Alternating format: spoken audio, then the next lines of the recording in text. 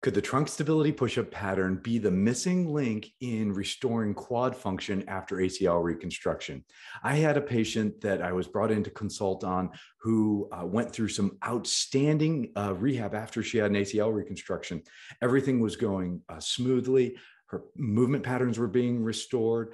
Actually, all her testing was coming back excellent. So, Y balance test and hop testing, everything was great. Functional movement screen was great, except for a trunk stability push-up of 1. But she was an upper extremity athlete, female, and had some shoulder problems.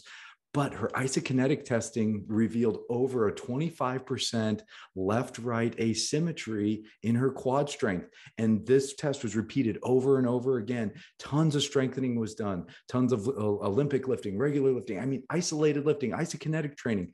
Everything was done, and quad function was not coming back. Well, as we look at all the testing, look at movement patterns, everything was great, except trunk stability push-up being a 1.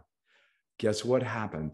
When we finally restored trunk stability push-up and got that to a 2, that she could do that trunk stability push-up pattern, she was able to immediately get to a 15% deficit left-right, and then quickly beyond 90%. Well, why is that? I really believe that the trunk stability push-up pattern allows us, not only is it an anti-extension exercise, meaning how well can you not can you resist going into lumbar extension, which we see in a ton of our athletes.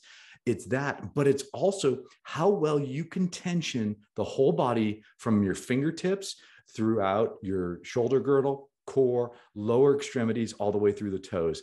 And tensioning that lower body, if you think about all the fascial systems that are involved in that, if I can't tension that quad as well as I should, that's just going to be a missing link in that whole fascial tension, the whole muscular tension system.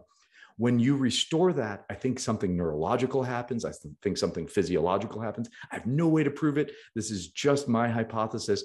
But restoring trunk stability push-up should be one of our first priorities after ACL reconstruction, because being able to tension the whole body is essential. So if you're looking for a good way to do that, we do that through the power position. If you identify someone with a 1 on a trunk stability push-up, we have a progression that we take people through to restore that. And we do that through a full tensioning position, or full tensioning, as well as an anti-extension position. So we're gonna make sure that lumbar spine is in a real good position while we're doing it. You can check out that pattern or that progression for more. But what are your thoughts on this? Could this be a possible thing? Is this something that you've seen, or maybe it's something you've never thought of and are willing to go give it a try? But I really think that trunk stability push-up pattern is essential after ACL reconstruction.